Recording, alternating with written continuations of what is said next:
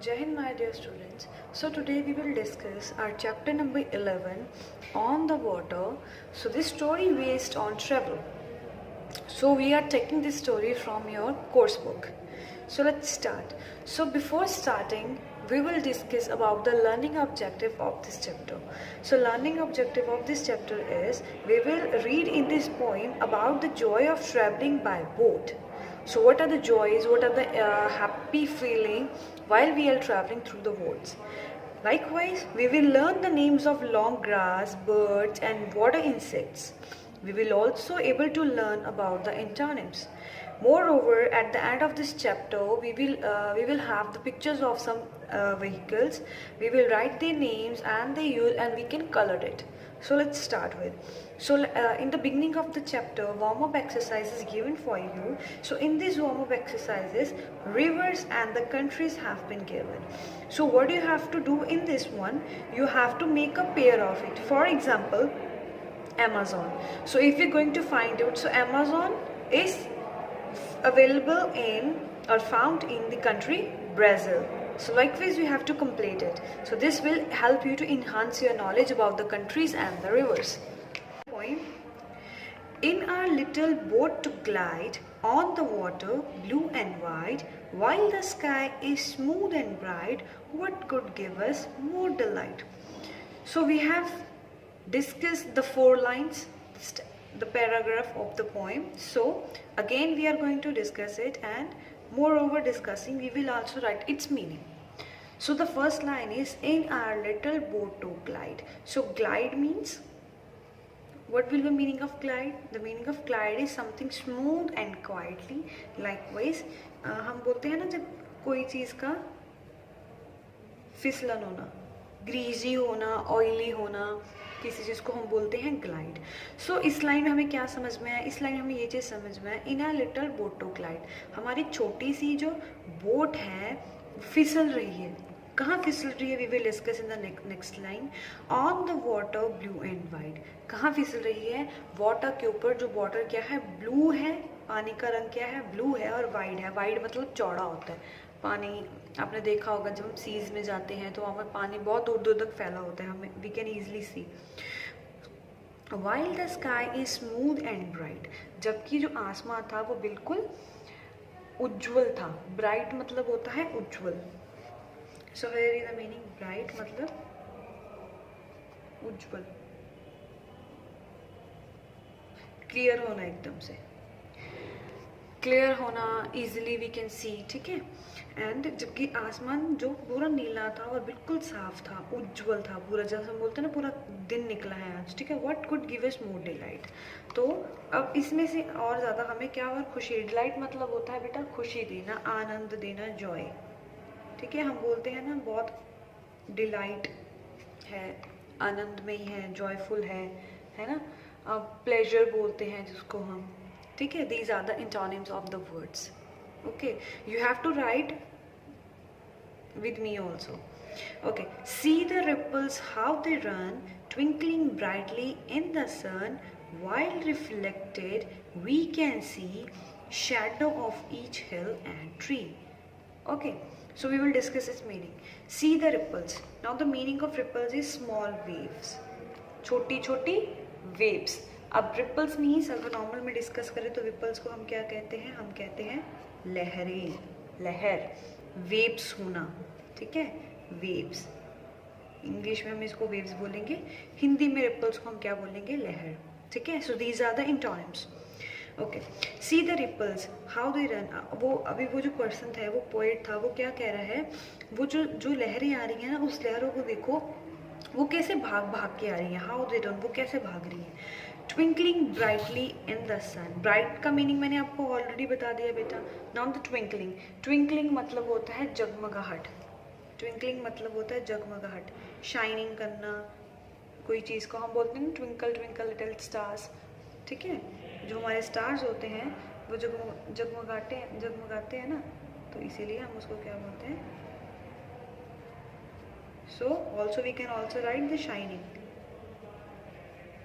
Shining मतलब कुछ चीज़ का रिफ्लेक्ट होना, इफेक्टेड होना, ठीक है, हम अट्रैक्ट हो जाते हैं, कोई चीज़ चमकती होती है हम उसकी तरफ अट्रैक्ट हो जाते हैं ना। Okay, next line, while reflected we can see, हम उसके एक रिफ्लेक्शन देख सकते हैं। रिफ्लेक्टेड मतलब क्या होता है? Reflected, so meaning of the reflected is something shown, जिसको हम बोलते हैं प्रतिबिंब, किसी चीज़ का शो होना, हम जब कोई चीज़ को देख लेते हैं, ठीक है। Okay, shadow of each hill and tree, अब उसने इस लाइन में क्या कहा, हम वो जब पानी में वो ट्रेवल कर रहा था पोइट, तो उसने ये बोला कि वो जो लहरें देखो वो ऐसे लग रहा है कितनी भाग भाग के जा रही हैं, और जो आसमान में जो सूरज है वो बिल्कुल ट्विंकल कर रहा है, बिल्कुल ब्राइट है, ऐसे लग रहा है कि वो बहुत शाइन कर रहा है, ठीक है। Why reflected we can see, और हम रिफ्लेक्शन किस में देख सकते हैं, हम परछाई प्रतिबिंब किस में देख सकते हैं, shadow of the each hill and tree, trees और हिल्स में हम उसकी शैडो भी देख सकते हैं।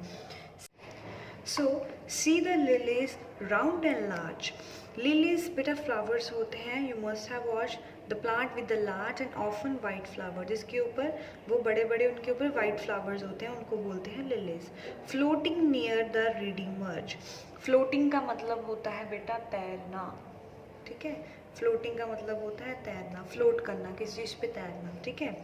नियर द, किसके पास, वो तैर रहा था, जो फ्लावर्स थे लिलीज के, ठीक है, बड़े बड़े राउंड राउंड वो तैर रहे थे, किसके पास तैर रहे थे, रेडी मर्ज के पास। सो रेडी मर्ज के पास है full of long thin grass called reads, ठीक है, जो वहाँ पे एक जगह कॉर्नर था, वहाँ पे वो तैर रहे थे, ठीक है। मर्ज, मर्ज मीन्स होता है एज और बॉर्डर, किसी चीज़ के किनारे पे, जिसे हम बोलते हैं ना कि हमारा जो एक सी का उसका एक किनारा होता है ना, उसके किनारे के आसपास वहाँ पे लिलीज लगे हुए थे, वो ऐसे लग रहा था कि पानी में तैर रहे हैं वो, ठीक है। एंड द हैवी वाटर मेज, एंड द हैवी, हैवी मतलब होता है भारी, ठीक है, वाटर मेज। सो वाटर मेज meaning is a plant that grows near water, ऐसे प्लांट्स जो जहाँ पे पानी, जैसे पानी का हो ना थोड़ा बहुत बहाव हो, वहाँ पे पानी, वहाँ की ज़मीन जहाँ पे गिल्ली गिल्ली होती है, तो वहाँ पे वाटर मेसेस होती हैं, ठीक है। Okay, so next one, see the great green dragon fly, see the great, great मतलब अच्छी, ग्रीन मतलब हरी, ड्रैगन फ्लाइज बेटा मक्खी होती है, ड्रैगन फ्लाई होती है, फ्लाई मतलब मक्खी, ठीक है। जो ड्रैगन फ्लाई होती है insects with a long thin body and the 2 pairs of transparent wing, transparent wing होते हैं जिसके हम ट्रांसपेरेंट बोलते हैं बेटा, जिसके हम आर पार देख सकते हैं उसको, that is known as transparent. You must have watch the picture is here presented here, you can see, you can understand what is a dragonfly, the picture is given over here. And the swallow skimming, so what is a swallow skimming? Swallow means a small bird with the long pointed wings and the tail with 2 points. okay, swallow क्या होता है, अगर normal language में बात करें तो swallow का meaning होता है किसी चीज़ को निगल लेना। swallow skimming की मतलब होता है निगलने की प्रक्रिया होती है कुछ, जैसे हम कोई चीज़ को खा रहे होते हैं, that means we are swallow it, ठीक है, हमने वो चीज़ खा ली। अब skimming मीन्स हम उसको एक क्रिया में चल रहे हैं वो, ठीक है। So what is the meaning of this over here, the swallow skimming, the swallow meaning is a small bird, एक छोटा सा बर्ड होता है, लॉन्ग पॉइंटेड विंग्स होते हैं, लंबे लंबे उसके पर होते हैं, विंग्स होते हैं, द टेल विथ 2 points, और उसकी जो टेल होती है, उसकी जो पूंछ होती है, इस पर 2 points होते हैं। Okay, so now the skimming meaning is moving quickly along the surface of the water just above it, किसी पानी के बहाव के साथ, क्विकली मतलब तेज बहते रहना, उसके साथ पानी के साथ साथ चलना। See the fishes spring and gleam, see the fishes, अब वो कह रहा है कि फिशेस को देखो, स्प्रिंग मतलब होता है वसंत, स्प्रिंग मतलब होता है वसंत, ठीक है। And the meaning of gleam is to shine, something कुछ शाइन कर रहा हो, ठीक है। And ere they splash into the stream, ere means होता है बिफोर, मतलब हम बोलते हैं ना before I have done this, so ere means होता है बिफोर, पहले, ठीक है। बिफोर आफ्टर हम बोलते हैं ना, this is the antonyms of the before word. So जहाँ पे आप बिफोर वर्ड यूज करना हो, you can use ere, simple.